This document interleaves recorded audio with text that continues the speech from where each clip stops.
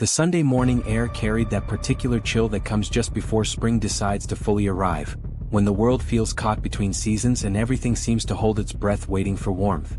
Street vendors were already setting up their carts along the sidewalks, the smell of fresh bread mixing with the sharp scent of coffee drifting from corner shops, and somewhere in the distance a saxophone player filled the quiet spaces with slow, wandering jazz that nobody seemed to notice but everyone somehow heard. Ricardo Mendoza walked through the public square with his usual measured pace, one hand tucked into the pocket of his expensive coat, the other holding a newspaper he had not yet opened. Beside him, skipping along with endless energy, was his granddaughter Valentina, barely 5 years old, wearing a bright yellow dress that seemed to capture what little sunlight managed to break through the clouds. Her dark curls bounced with every step, and in her small hands she clutched a stuffed rabbit that had seen better days, its ears worn thin from years of being dragged everywhere she went. Ricardo glanced down at her and allowed himself a rare smile. "You are like a little storm," he said quietly. Valentina giggled and spun in a circle before running a few steps ahead. Ricardo's phone buzzed in his pocket. He pulled it out and answered without greeting. "Yes, what is it?" The voice on the other end immediately launched into a detailed report about stock fluctuations, a merger negotiation that was stalling, and concerns about a factory strike in the southern region. Ricardo's expression shifted into something harder, more focused, as he stepped to the side of the path and turned his back to the square. He listened in silence, occasionally nodding though no one could see him, his mind already 3 steps ahead calculating risk and return. He did not notice when Valentina stopped skipping. Did not see her little figure drift away from the path and wander toward the far side of the square where a row of old benches sat beneath a cluster of trees. Did not hear her soft voice calling out to someone. But he heard her laugh, bright and sudden, and then nothing. Ricardo turned sharply, his pulse quickening. "Valentina." No response. He scanned the square in every direction, his eyes moving fast across the scattered groups of people, the dogs on leashes, the mothers pushing strollers. Then he saw her on the far bench beneath the largest tree. Valentina was hugging someone, a woman who sat hunched forward with her arms hovering awkwardly as the little girl pressed herself against her side. The woman's clothes were old and stained, layers of fabric that did not match and had clearly been worn through too many cold nights. Her coat hung loose from thin shoulders, the sleeves frayed and torn at the edges. A pair of cracked boots stuck out from beneath pants that were too long and covered in street dust. Her hair was dark and tangled, streaked with gray, falling around a face that was lined with exhaustion and something deeper, something that looked like defeat. Ricardo's chest tightened. He moved quickly across the grass, ignoring the people who turned to watch. "Valentina," he called out firmly. When he reached them, he lifted Valentina with one arm and pulled her close to his chest, his other hand moving instinctively to separate the woman from his granddaughter without touching her directly. "What do you think you are doing?" he said, his voice low and controlled but edged with warning. The woman did not flinch. Her eyes, dark and tired, looked up at him with no fear, only a kind of quiet sadness. "I did not touch her," she said softly. Ricardo stepped back, positioning himself between the woman and Valentina. The little girl clung to his shoulder, looking confused but not scared. "She came to me," the woman added, her voice steady. "I did not call her over." Ricardo studied her face, searching for something he could not name. There was no threat in her expression, no malice, just weariness and something that felt familiar in a way that unsettled him. "Do I know you?" he asked slowly. The woman met his gaze without looking away. Her eyes were clear despite everything else, sharp and knowing in a way that did not match the rest of her appearance. "No," she said, "but I know you." Ricardo's grip on Valentina tightened slightly. "Then who are you?" The woman glanced at Valentina, then back at him. Her voice came out quiet, careful, as if she was choosing each word with great precision. "I saved your sister that night," she said. "The night of the fire." Ricardo froze. The world seemed to narrow around him until all he could hear was the sound of his own heartbeat pounding in his ears. "What did you just say?" The woman's expression did not change. "Your sister, Elena Mendoza. I pulled her out of the building when everyone else ran." Ricardo felt his throat tighten. The way she said his sister's name, without hesitation, without stumbling, hit him like a blow he was not prepared for. It was not the sound of someone guessing. It was the sound of someone who had been there. "How do you know my granddaughter's name?" he demanded, his voice harder now. The woman's gaze softened just slightly. "She used to visit the shelter where I worked. You brought her there once when you were meeting with the director. She drew pictures of you and her grandmother. I remember her smile." She stopped, biting off the rest of the sentence as if deciding it was better left unsaid. Ricardo took a step closer, lowering his voice so only she could hear. If this is some kind of scam, she shook her head slowly. No scam. Then what do you want from us? The woman looked past him toward the trees swaying gently in the breeze. Nothing, Mr. Mendoza. I do not want anything. Her calmness unnerved him. There was no plea in her voice, no desperation, no angle he could see. Just a steadiness that made him feel smaller somehow, as if she was the one in control. Then why approach my granddaughter, he asked. I did not approach her, the woman said. She came to me. I was sitting here and she recognized something in me. Maybe children see things we do not. That is impossible, Ricardo said flatly. The woman smiled faintly, but there was no joy in it. Maybe.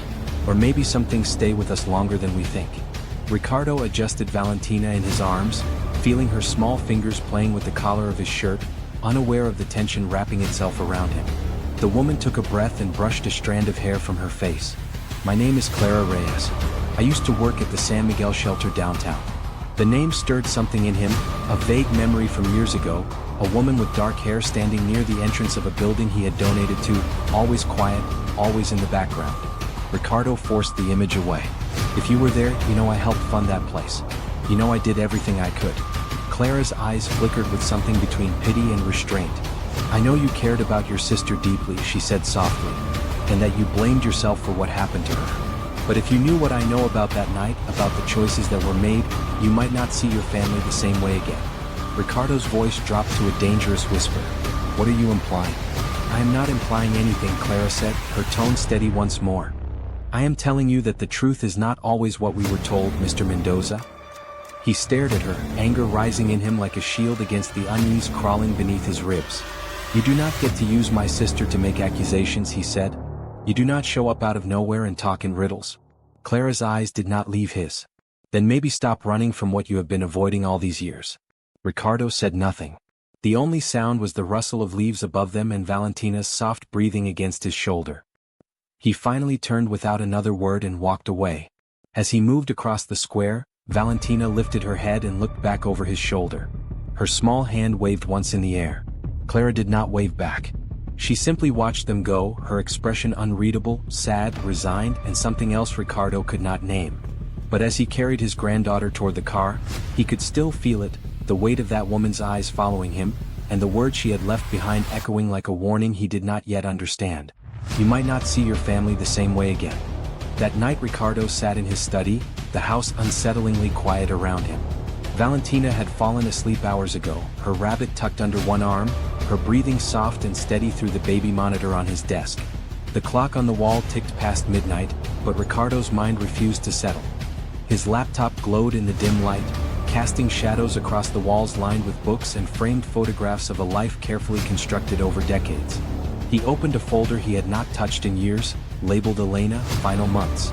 Inside were dozens of video files, some recorded by nurses at the hospital, some by family members, most by Elena herself during the weeks before the fire.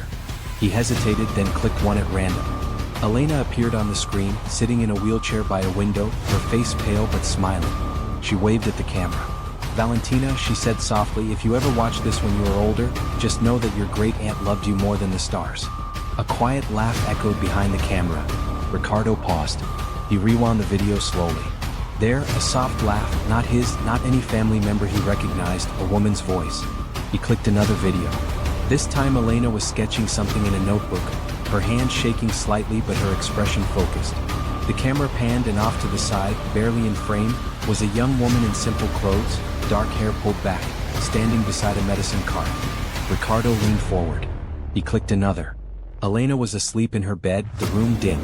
The camera shook slightly as if someone had turned it on by accident. A brief moment passed, and then a face appeared, bent over the bed, adjusting a blanket. The woman looked up directly into the camera. It was brief, barely a second. But the look was clear, not surprised, not startled, just a quiet, knowing gaze, as if she was aware someone would be watching from the future. Ricardo paused the video. Her expression was unreadable, but something about it settled in his chest like a stone. He opened his company's private database and searched for Clara Reyes. No matches. He frowned and searched again, narrowing the dates to when Elena was still alive. Nothing. No employee records, no volunteer logs, not even a visitor pass. She was gone. Erased. That was not normal.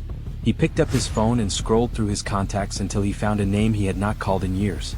Dr. Samuel Torres, a physician who had worked at the shelter during Elena's time there. He hesitated, then sent a message. Do you remember a woman named Clara Reyes? Dark hair, worked at San Miguel around the time of the fire. The reply came faster than expected. Yes. She was let go under strange circumstances. If I were you, I would find out why. Ricardo stared at the message, the silence around him stretching.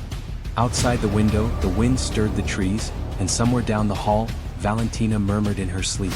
Ricardo sat still, eyes locked on the screen as the first real thread of doubt began to tighten around him. He found her again at the same bench. It was late afternoon, the light softer now, golden and stretched thin through the branches. Clara sat alone, tearing small pieces from a bread roll and scattering them for the pigeons that fluttered near her boots. She did not look up when he approached, but she did not seem surprised either. He stood there for a moment, hands in the pockets of his coat, unsure of what he was even doing. Then finally, I want answers. Clara brushed her hands clean and folded them in her lap. I thought you might come back. Ricardo sat down beside her, careful to keep space between them. Start from the beginning. Clara glanced at the pigeons, then at the clouds drifting slowly across the sky. Elena was dying, she said simply. You knew that. But what you did not know is that she wanted to fight. Even in the last weeks, she still believed there was a way out. Ricardo's jaw tightened. There was no treatment. The doctor said so. There was a program, Clara said, her voice low. Something experimental. A recovery initiative your company was funding through a private foundation. Elena found out about it somehow. I do not know how. Maybe a nurse, maybe an old friend. But she asked me to help her apply. Ricardo blinked. We were not accepting terminal cases for that program. I know, Clara said gently. That is why we did it quietly. Off the record. I submitted the application through someone I trusted in the administration office. I knew the risk. I could have lost everything. She looked down at her hands, fingers tightening. But I could not say no to her. She had a photo of you and Valentina taped beside her bed. She would stare at it at night and whisper, just one more year, just one more birthday. I thought maybe if she had hope, even if it was slim, it would matter. Ricardo felt something shift inside him, a quiet crack forming beneath everything he thought he understood. What happened, he asked. The application was flagged. Someone higher up saw her name and pulled it. A week later I was let go. No warning, no explanation. Just escorted out with my things in a box. Ricardo turned toward her fully now, studying her face. Why did you not come to me? Clara smiled faintly, but there was no joy in it. You were barely holding yourself together. You looked like a ghost every time you visited. And Elena made me promise not to tell you.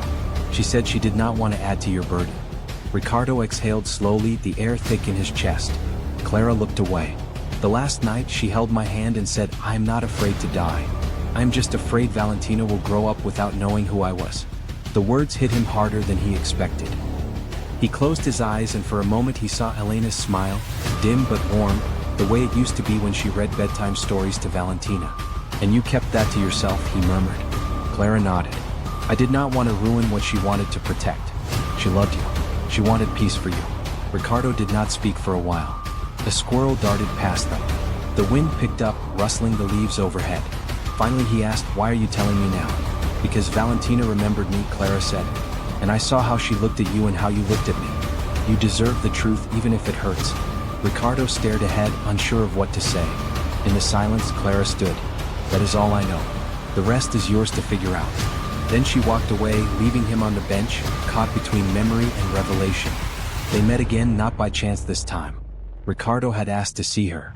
No lawyers, no security, no formal setting, just the two of them at a small diner tucked beneath an overpass where the clatter of cheap dishes and the hiss of an old coffee maker served as background noise.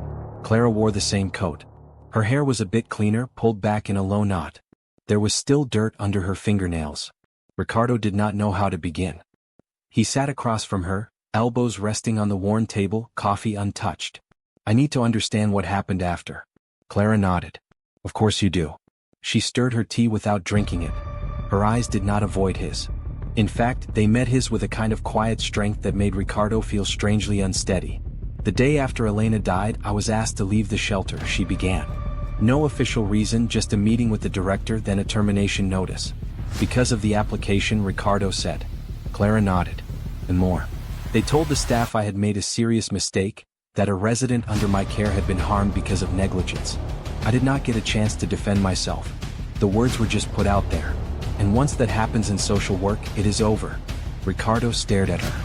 But that was not true. No, Clara said calmly. But truth does not always matter. The shelter needed to protect its reputation, and I was easy to erase. She folded her hands together, her voice dropping.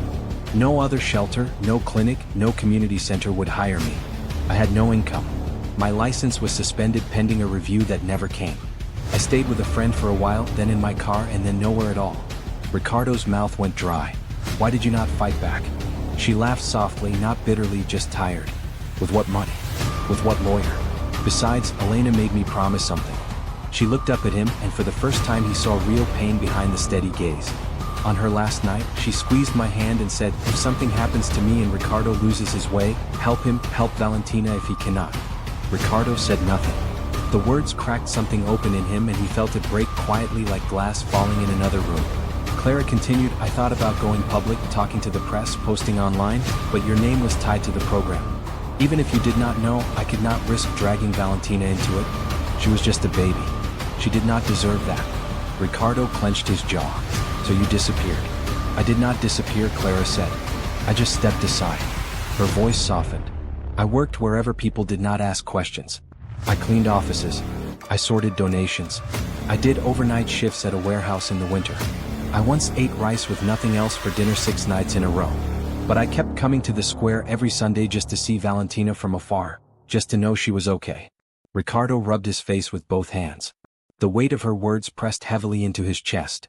You could have come to me, he said again. But it sounded weaker this time. Clara smiled just a little. You were not ready to see me. Not then. They sat in silence. The hum of the old coffee maker sputtered behind them. Ricardo looked at her differently now. Not as a stranger, not even as a ghost from Elena's past, but as someone who had made herself invisible for his family. Someone who had chosen to carry a promise when no one else was watching. A person who had not just vanished, but had been silently guarding them like an unseen protector. I do not know what to say, he admitted. You do not have to say anything, Clara replied gently. I did not do it for thanks. She sipped her tea at last, lukewarm and bitter. I did it because I gave my word to someone who mattered, and I meant it. Ricardo stood by the window of his office, watching the city lights shimmer beneath the evening sky. The skyline was a familiar comfort, steady and distant, unlike everything else around him now. He had spent the last 72 hours combing through internal company records, late-night calls, encrypted files, silent meetings behind closed doors. What he found was not shocking. Not anymore. It was simply confirmation of what Clara had told him. The name on the termination order for Elena's program application was clear. Martin Vega, Ricardo's closest partner, his right hand, his most trusted ally. He sent the meeting request without a message. Just a time, just a room. Martin arrived 10 minutes early as always. He still looked like the Martin Ricardo had known for over a decade. Polished suit, slight gray at the temples, confident posture. But now Ricardo saw something else too. Weariness, calculation, guilt. Ricardo did not waste time. You pulled Elena's application. Martin's jaw tightened. He did not deny it. She was terminal, Martin said quietly. You know how the board evaluates risk. You could have come to me. You were grieving, distracted, and this was not just about you, Ricardo. Martin leaned forward, voice low. I have a family, investments, stock options tied to program success. If Elena, God rest her soul, had been admitted and died during testing, the results would have destroyed everything. Headlines would have read, Billionaire sister dies in failed trial. Do you think we would have survived that? She was my sister, Ricardo said through clenched teeth. Not a liability. I know, Martin said. But the company was at a critical point. We could not afford emotional decisions. Ricardo was silent for a long time. Did anyone else know? No, I made sure of it. Ricardo stared at him. The betrayal was not loud. It was clinical, precise. Just another decision in a long line of decisions made by people who wore suits and thought in percentages. She died, Ricardo whispered, believing she was denied a chance. Martin's expression did not change. Because she was. The next morning Ricardo called an emergency board meeting. The room was full, executives, legal counsel, 2 silent board members joining remotely. Clara sat near the back, hair clean, dressed in borrowed professional attire. She did not speak. Ricardo stood at the head of the table, his voice clear and unshaken as he laid out the facts. The unauthorized override of a program application, the concealment of conflict of interest, the violation of ethical policy. He submitted Clara's statement. He requested an official internal review and placed Martin on administrative leave, effective immediately. Silence followed. Then murmurs, protests, warnings. "Do you realize what this could cost us?" one board member said. "Our reputation, our partnerships, our stock will drop." Ricardo raised a hand. "This company was built to help people. If we start choosing profits over people, then we have already lost." He ended the meeting there. That night the media began to circle. Rumors leaked. Whispers on business forums. Stock prices dipped. Investors called. Ricardo sat alone in his office, the floor-to-ceiling windows reflecting his silhouette. On his desk was a framed photo of Elena holding baby Valentina in her arms. Her eyes sparkled in the picture, unaware of everything that would come after. His wedding ring from his late wife glinted under the dim light of his desk lamp. The door was closed. The phones were silent.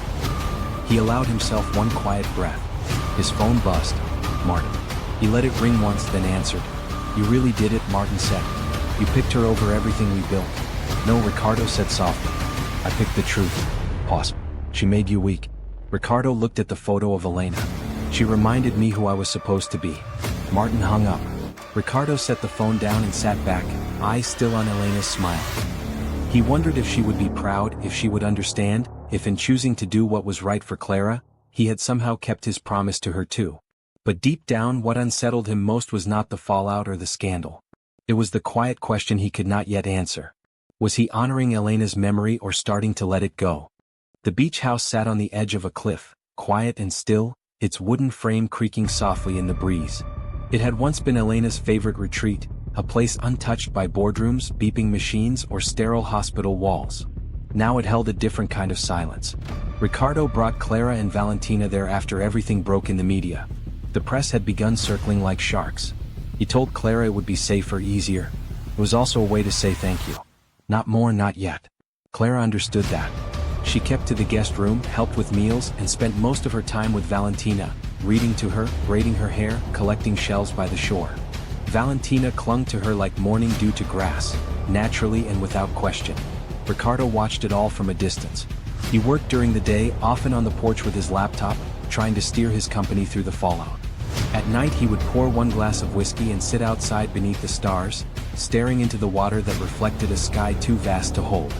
One night, after putting Valentina to bed, Clara stepped out onto the porch.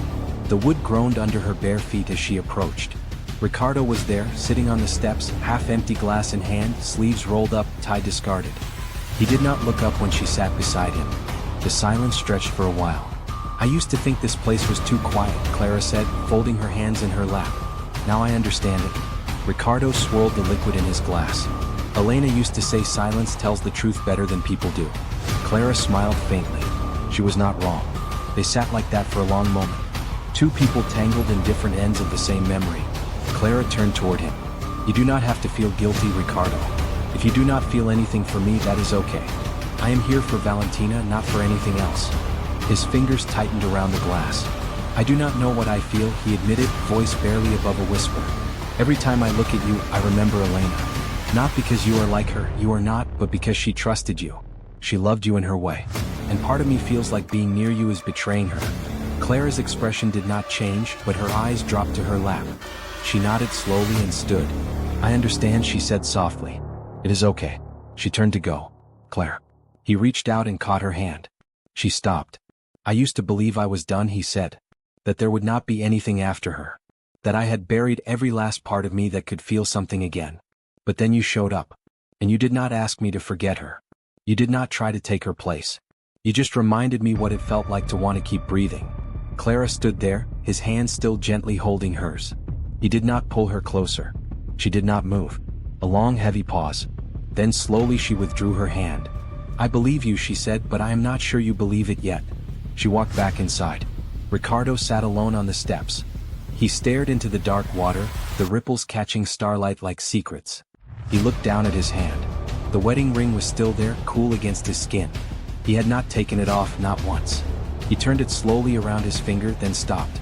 For the first time he wondered not just how to grieve Elena, but how to let her go without letting go of himself. The note was folded in half, placed neatly on the edge of the kitchen table. Ricardo found it the next morning beside the empty teacup Clara had used every day since arriving at the beach house. He opened it with a strange stillness in his hands. "Ricardo, you do not need to explain, and you do not owe me anything. I know you are not ready. But I cannot stay where I am only a shadow of something you are afraid to feel. You do not need to love me. Truly you do not. But I cannot live in a house where my heart waits quietly in a corner for something that might never come. Tell Valentina I love her. Claire." He read the letter 3 times, then set it down. His chest felt hollow and heavy all at once. He walked into Valentina's room. She was sitting on the floor building a tower with blocks, her yellow pajamas wrinkled from sleep. "Grandpa," she said without looking up. "Where is Miss Clara?" Ricardo knelt beside her. "She had to go somewhere." Valentina paused, picking up a block. "Will she come back?" Ricardo hesitated. "I do not know." Valentina looked at him, brow furrowed in that way she had when she was thinking very hard. "Grandpa," she said slowly, "can I ask something?" "Of course." She tilted her head. "If I still love Great Aunt Elena but I also love Miss Clara, is that bad?" Ricardo blinked, his throat tightened. "No," he said, voice rough. "No, sweetheart. That is not bad. She told me once," Valentina said, stacking another block, "that hearts do not only have one room. She said there is space for many good people if you do not lock the door." Ricardo sat back on his heels. The sunlight poured gently through the window, touching the framed photo of Elena on the dresser. Her smile caught mid-laugh, frozen in time. Later that morning he opened a drawer in his study and pulled out a small wooden box. Inside was nothing until now. He slipped off his wedding ring, holding it for a long moment in his palm. Then he placed it gently inside next to a folded drawing Valentina had once made of Great Aunt Elena in heaven with stars around her. He closed the lid. That afternoon he drove into the city. The community center was not fancy. A modest brick building tucked between old apartment blocks and a chain-link fence. Inside, folding tables were set up where volunteers served warm soup and bread. He saw her immediately. Clara stood behind a large pot, serving food into chipped bowls. Her hair was tied back and her sleeves were rolled to her elbows. She looked tired but calm, peaceful in a way that hurt to look at. He waited until her line cleared before walking up. She noticed him before he said a word. "You found me," she said quietly. "I never lost you," Ricardo replied. Clara wiped her hands on a towel, watching him. He stepped closer. "I did not come here to ask for anything," he said. "Not forgiveness, not promises." "Then why?" she asked. He took a breath. "Because I realized something. I'm not ready to love you the way you deserve. Not yet. But I know I do not want a life where you are not in it. I am not here to replace Elena. I am here to build something new with you."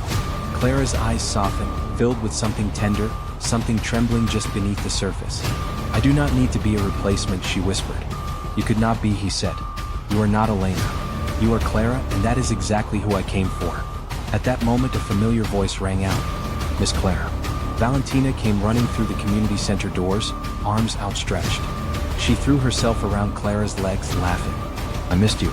Clara bent down, hugging her tightly. Then Valentina looked up at her, serious now. "Great Aunt Elena told me I would know an angel when I saw one," she said. "I know now. It is you." Clara's eyes filled with tears. She held Valentina close, one hand gently brushing back her curls.